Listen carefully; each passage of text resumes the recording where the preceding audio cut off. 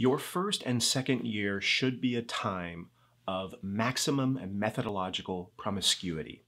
What do I mean by that?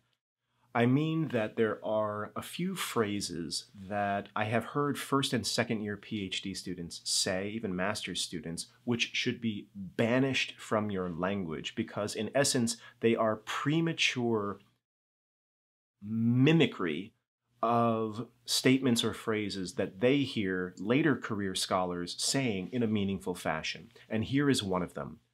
I don't work on that. Okay, so imagine you see a talk or a public presentation, even inside a course, that's fine, but it could be a graduate student conference or a workshop, and you have a graduate student presenter up in front, and then they present on their work, and then the Q&A happens. And in the Q&A, one or more people raise their hand and ask a question which everyone in the room understands is a totally obvious sort of consideration for that person's research. Maybe it's a natural implication of their research.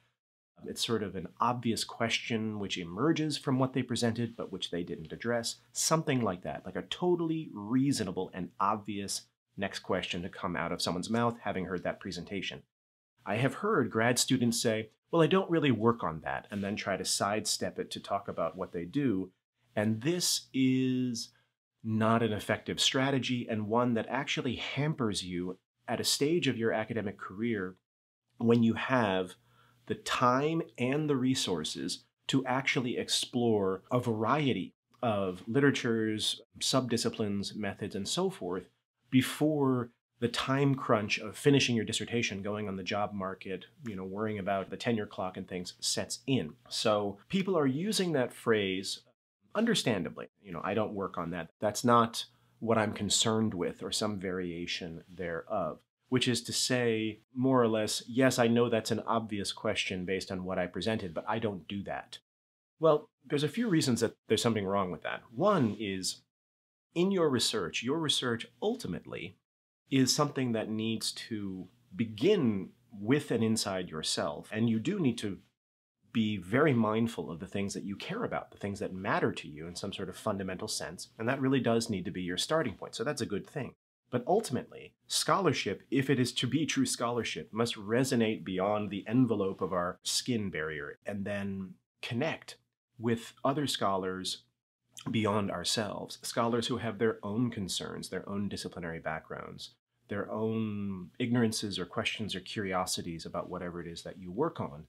And if there are multiple people in a room who are thinking kind of the same next question, then it is your responsibility as a scholar to have seriously considered that question, that objection, whatever that means, that source, that perspective, and really deal with it, even though, technically speaking, it is not core to whatever it is that brought you to this project in the first place.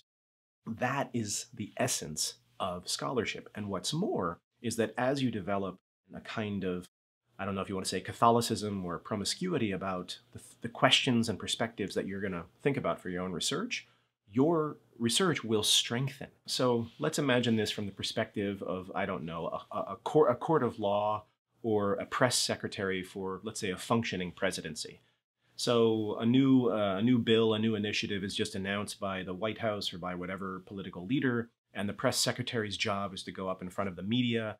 It is the job of the press secretary, and in fact of those fashioning this kind of legislation, to think, okay, well, when we announce this, we know that journalist A or political faction A are going to have these questions or these objections. Like, we know them well enough to know that that's going to be how they kind of come at us. But over here, they're going to be these other signs of objection or question. And in a court of law, the same sort of thing. You often hear stories of attorneys working through how the questioning process is going to go, whether it be with witnesses or cross-examination or whatever, and trying to anticipate in an almost tree diagram, a branching diagram of potential responses, and then potential responses to those potential responses, and so forth and so on, however many, chess moves down the line. All of that stuff will invigorate, substantiate, solidify your work.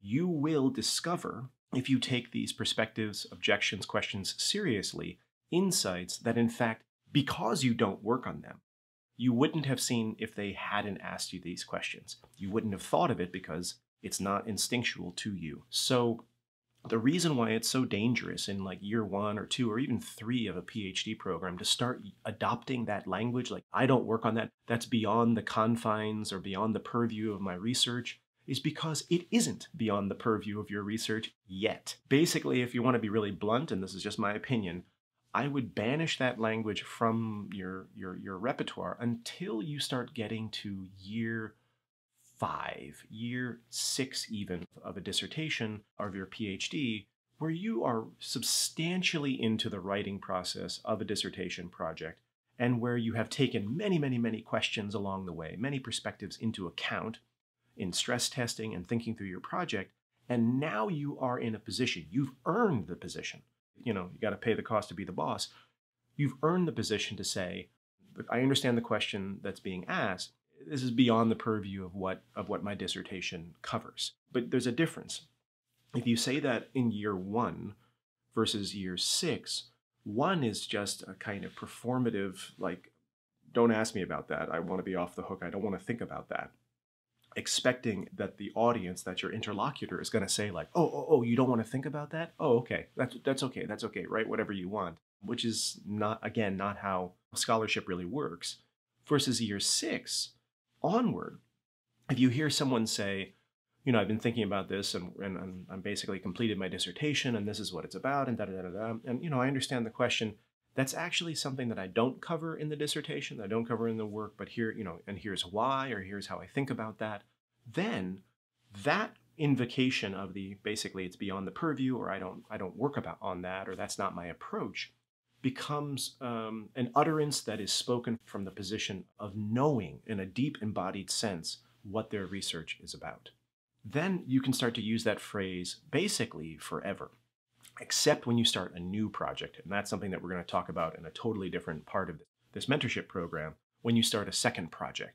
When you're at the beginning of a second project, once again, you have to be very, very careful about overusing or prematurely using the get out of jail free card of, I don't work on that, that's beyond the purview of my project. Because in the beginning, when you have the time, when you have the resources, nothing technically is yet beyond the purview.